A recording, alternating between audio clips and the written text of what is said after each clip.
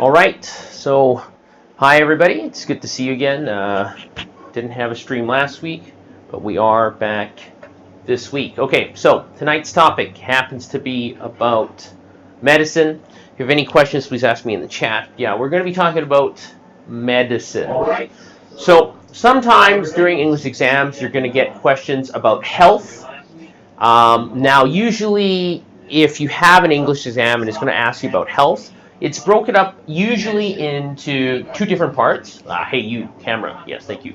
Thank you for finally focusing. Usually, if they ask you questions about health, it'll be broken up into two parts. So the most common topic about health has to be about like food and exercise. So this is the most common, and it's also the easiest. I think most people can talk about what kind of foods they should eat, what kind of exercises you can do to stay fit or to get into better shape. So this is the most common one. However, the other side of health is usually about medicine or about health facilities, something like this. So this, if you get a topic like this, it will be a lot more difficult, generally. It'll be a lot more confusing. Let me just turn down the light a bit so you can see that word. It'll be a lot more complex and difficult, and that's why you may want to learn some words about medicine. So let's talk about being sick first, because if you need medicine, that means that you're sick. So obviously, we have words for being sick. This is a very common one. Sick is an adjective. You can also say that you're ill. You can also say that you're under the weather. So when you're under the weather, it means you usually have the flu, you don't feel very good, something like this. Okay, so these are usually the ways that you can describe if you're feeling sick. Now, you have to keep in mind, we also have the nouns of this. You may have a sickness. Now, a sickness can be major or minor. So if you have a flu, that's a sickness. If you have cancer, that would be a major sickness. It would still be a sickness nonetheless. Ill, you can have an illness. And you can also have some sort of ailment. So ailment, ail means something is affecting you negatively. So if you're having a sickness, you can also have, it is a kind of ailment. Okay. Once again, none of these words tell you if it's good or bad, or sorry, I should be more clear, whether or not it's very severe or not severe. Okay. These words, if it's severe, you should use the word severe in front. If it's minor, you put minor in front. So if you are sick and you have a sickness or illness or ailment, then you might need some medicine. So we're going to talk about some other ways that you can describe medicine as an example. Okay. Let's talk about what kind of medicines you can take. So most of the medicine that you take is prescribed to you by a doctor, and this is called a prescription. So a prescription means that a doctor has looked at you, they try to diagnose your ailment, your sickness, your illness, and then they go, okay, you should take these drugs. So that is a specific prescription. So you go to the pharmacist, and then the pharmacist will give you that little thing of drugs, and take it 2 times a day or whatever it is. That's a prescription. Okay? Now, prescriptions means that it's some sort of medication. Right? Now remember, the prescription only means the thing that the doctor specifically asks you to take. That is a prescription. So if you have a flu, you have a sore throat, and you don't go to the doctor, you avoid the doctor. Many people don't like the doctor. I don't know, maybe the doctor's a jerk. Maybe it's expensive. Maybe the lines are long. Whatever the reason is, a lot of people avoid the doctor. And so maybe you just go to the drugstore yourself and you buy some flu medication or some cough syrup, something like this. Then it's just medication, right? Any kind of medication. Another word for that is medicine, but you already know this word. just to give you an idea, actually, these words are, I think medicine is a low-level word. I'll teach you the high-level word. The adjective of medicine is medicinal. Medicinal. So you don't see this word too often, but it is a high-level word, as most speakers of English don't know the adjective or don't use the adjective very often. So, for example, if you go to the United States, sometimes they have drugs like marijuana, and it's called medicinal marijuana, as an example. So they're telling you clearly that marijuana is not for fun, it's for medicinal purposes. Okay, so obviously you'd be taking a drug of some kind. Now, if it works, if you take a prescription, a medication, some medicine, or a drug, and it is effective, then it becomes a cure, or it becomes a remedy. Okay, so I want to make this clear. For both cure and remedy, you only use these words in the case that it is effective. Okay, so if it works, then it is a cure or remedy. Now, I like these words too, as they are also verbs. So you can say, oh, I can cure your ailment by using this cure. I can remedy your ailment by using this remedy. So both cure and remedy are special, as they're both verbs and nouns. So if you have some problems with grammar and parts of speech, and it's difficult to remember to use what word when, then you can use the word cure and remedy more often. All right, went through a lot of stuff here. Okay, so those are the other words that you can use for medicine. There are other ones that are rarer to use. I'm not going to teach you those. These ones are the best. Okay, any concerns, please let me know in the chat room. Going to talk a little bit about more about illnesses to give you an idea about what kind of illnesses there are.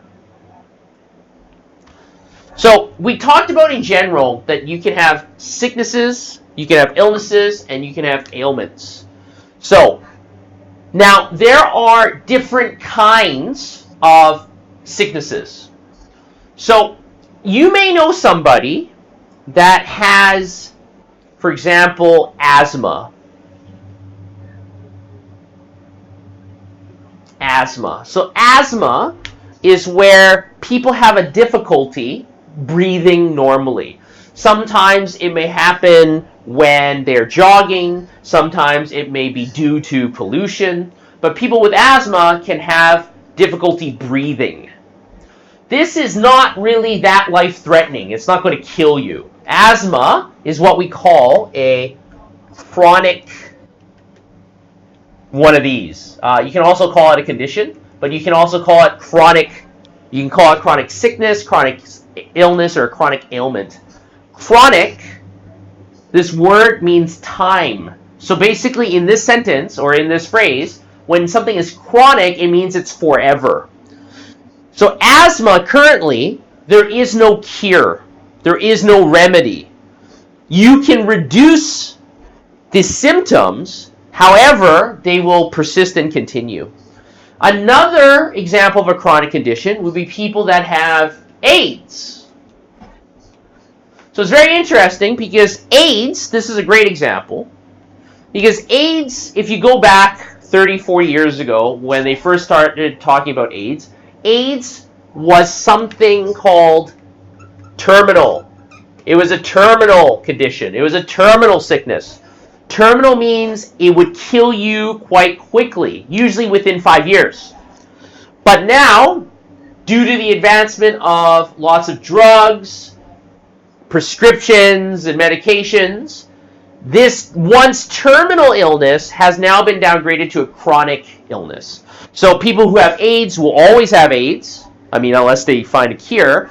But in the last 15 years, people don't die from AIDS. They just take medication and they can manage it. Okay? So, usually the two main illnesses, there are others, but the two main groups are chronic ones, which means they go on forever and there's no cure. And then the other ones would be terminal illnesses. Terminal illnesses, once again, mean that you're going to die soon, usually within 5 years or something like that. Okay? All right, great.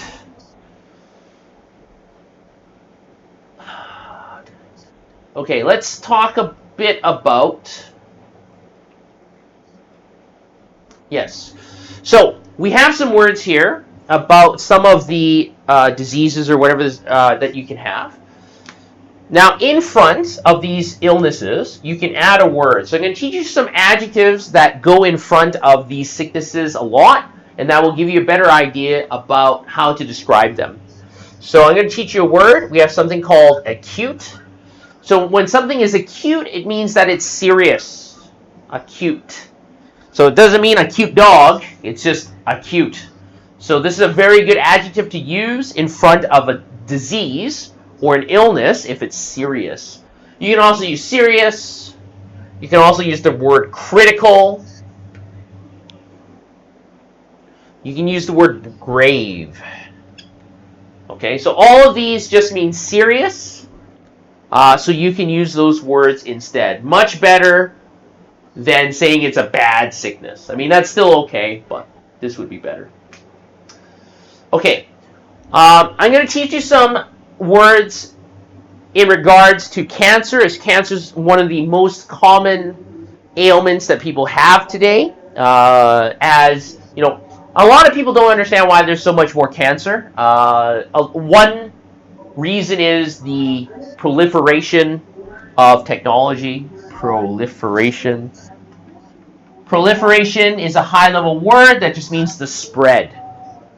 So technology, especially like, you know, radio waves, lights, electricity, they do cause more radiation, which would cause more cancer. So the proliferation of technology has definitely played a role in causing people to get more cancer. Now, if people get cancer, I'm going to teach you a few words that are definitely related and you can use it. So if it's a very serious case of cancer, I'm just going to erase some of these words. Then the word they're probably going to use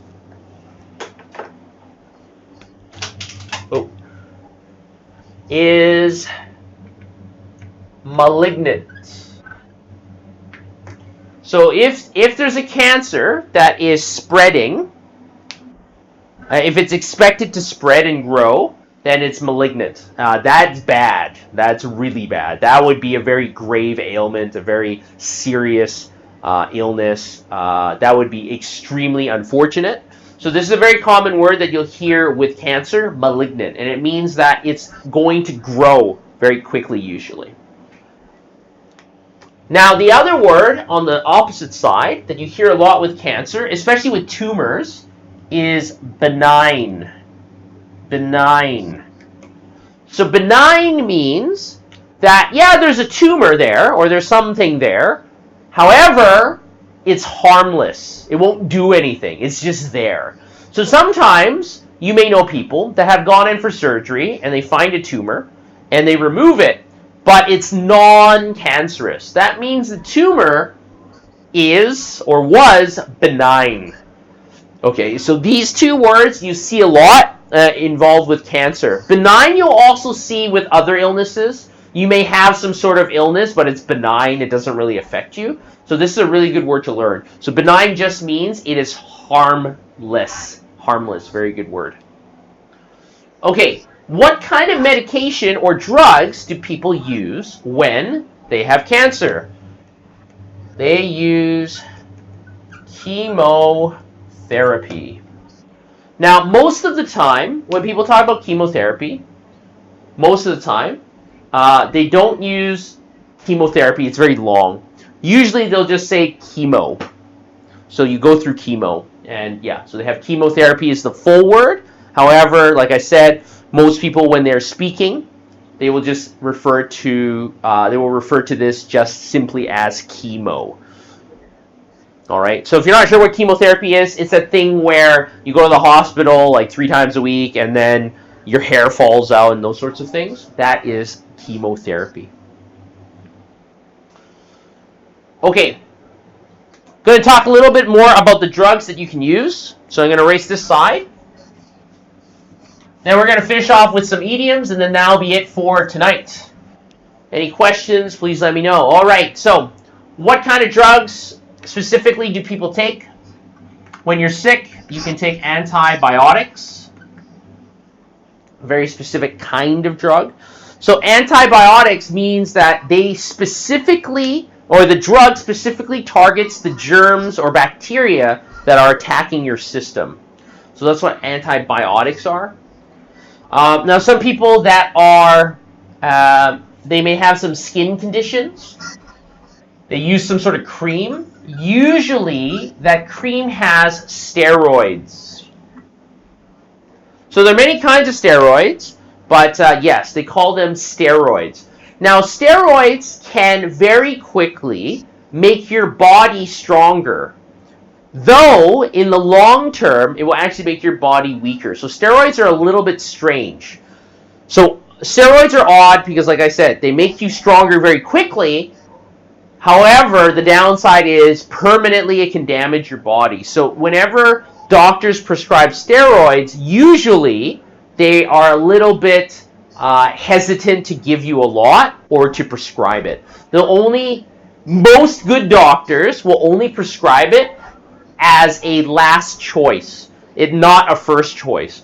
Because if you take a lot of steroids over time, your immune system will get weaker and weaker as a long-term side effect.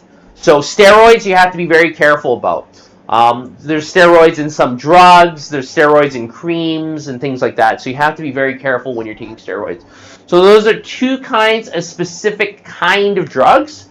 And like I said, negative things that happen when you take drugs are called side effects. Okay? So, actually, steroids are very funny. If you ever watch the Olympics, a lot of athletes will cheat, and they'll take some sort of steroid. Now, the steroid will make them stronger and faster, and they can run longer, they have more energy. However, one of the main problems with steroids happens to be that it will cause your sexual organs to be destroyed. So actually, it will wreck your sexual chemistry and things. So it's not a good thing to take steroids, and there's other side effects. So it's very interesting that people still take steroids. They really want to get the gold medal in whatever event, and so they risk their health and even their sanity. There's something, if you take steroids, there's something called roid rage. So roid comes from steroids. Rage means anger. So there's actually people, if you take too many steroids, it can make you crazy angry. Like you just get mad, you just get furious over like very little things, and it's very difficult to control your temper. So another side effect of taking too many steroids would be roid rage. Okay. Now, I'm going to finish up here just by giving you an idiom about medicine, okay? So this is a really good idiom. You don't only use it for medicine, you can use it for anything about prevention. So when you want to prevent something, you can use this idiom. And the idiom goes like this. An ounce of prevention is worth a pound of cure. Okay? An ounce of prevention is worth a pound of cure. What this saying is that, for example, lung cancer. A lot of people get lung cancer by smoking. Well, there's no real cure for lung cancer. I mean, not an effective cure. So, if you just don't smoke, not smoking an ounce is a very small weight, is worth a pound of cure. So prevention is worth much more than the cure, right? Or diabetes, as an example. If you don't exercise and you eat McDonald's 15 times a day, then that's bad, right? But you could prevent that. So not eating McDonald's is worth much more than finding the cure for diabetes. So whenever you want to talk about being proactive and talking about prevention, you can use this idiom. An ounce of prevention is worth a pound of cure. Okay, went through a lot of stuff today. Any questions, please let me know. I haven't heard anything yet. So I guess we're done for tonight. I don't have anything else to talk about. Please let me know what topic you would like me to cover next week. I will cover that next week, same time. So next Monday, depending on your time zone, I will see you. Tell me what you'd like to learn about, and I look forward to seeing you next week. So toodaloo, and see you next week.